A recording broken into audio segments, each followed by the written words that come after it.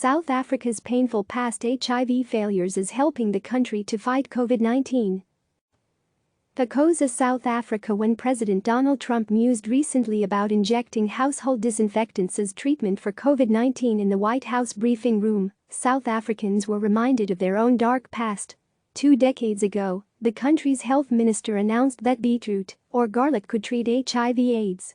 South Africa's President Thabo Mbeki at the time falsely believed that HIV treatments could be poisonous, so he kept proven, life-saving antiretrovirals, ARVs, from those in need. In all, South Africa's official AIDS denials and misinformation cost the lives of more than 300,000 people, according to several studies.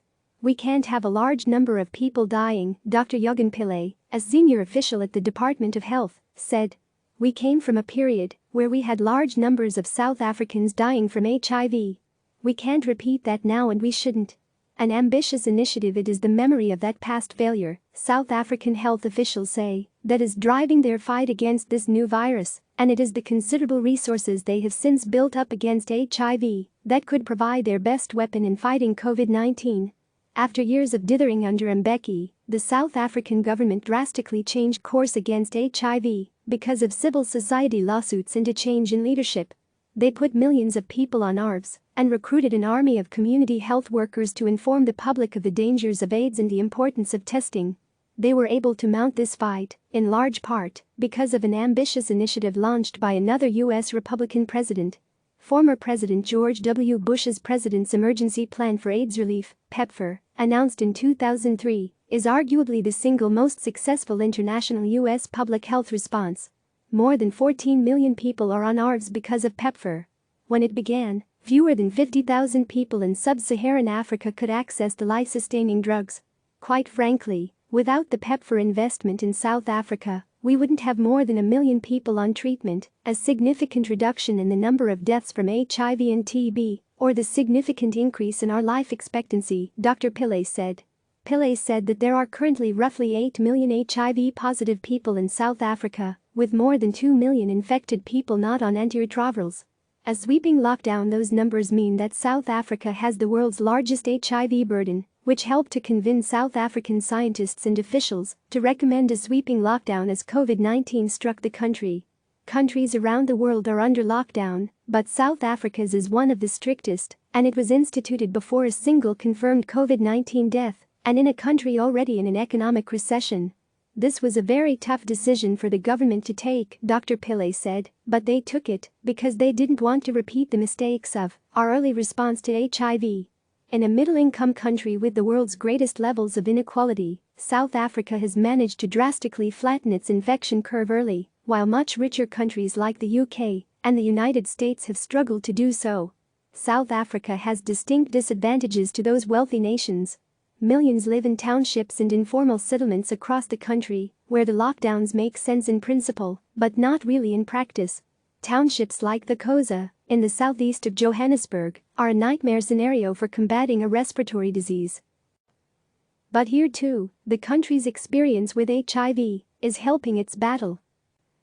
Around 35,000 government and PEPFAR-supported health workers are now actively screening for the disease in communities they already work, conducting routine health checks, according to Pillay. They have already screened nearly 6 million people for COVID-19, according to the latest figures from the country's Department of Health. Community health worker Anita Pato said that the trust she has built up with the community allows her to address fear of the new virus right away. She goes door to door in Thokoza to check for symptoms of COVID-19 and refer the sick for testing. "They didn't know much about COVID-19 and they think it is affecting the rich people, not them," Pato said.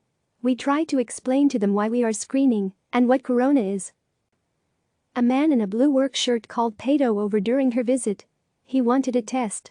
Pato explained that there aren't enough tests right now and that he should go to the clinic or the mobile testing center they have set up if he gets the symptoms. "AIDS is better because we have got treatment," the man, Salvan Tawananda, told CNN, "but corona, people are just scared." The government and U.S. Centers for Disease Control, CDC, are closely monitoring efforts in Thokoza and other townships where social distancing is all but impossible and failure could be disastrous. "It is very hard for people here to adhere to those lockdown rules," And that is even more reason why we should be out there looking for the disease before it takes over these communities, said Dr. Meredith McMorrow, a CDC official based in South Africa. South Africa was certainly the hardest hit by HIV, and it concerns us that it will be the hardest hit by COVID-19 as well. That is why we are doing everything we can to get ready right now. COVID-19's effect on HIV patients. McMorrow's concern comes from not yet knowing COVID-19's effects on HIV-positive people. To date, studies in China and elsewhere are inconclusive, but Megan Doherty, the head of the WHO's global HIV program, said it pays to be extremely cautious with any emerging disease. Because this is an unprecedented pandemic, we just don't know how it reacts in all situations, she said. We just don't know enough about the interactions between HIV and COVID-19 and how patients with both infections will do. ARVs are being tested as possible therapeutics for COVID-19 in clinical trials. Dr. Larry Corey, now president and director emeritus of the Fred Hutchinson Cancer Research Center in Seattle, helped develop the first effective ARV treatment. He said he is skeptical that ARVs designed for HIV will become a broad-based treatment for COVID-19. The best ARVs that are discovered are highly specific to each virus, he said.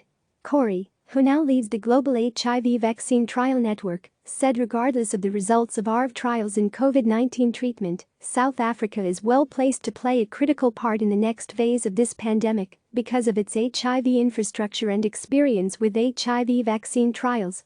I feel proud of my communities, said Pato, as she moved down a narrow path leading to another section of corrugated iron shacks. I feel like I am a bullet to shoot this disease. It must not control us. We must control this corona. Click subscribe to receive the latest news.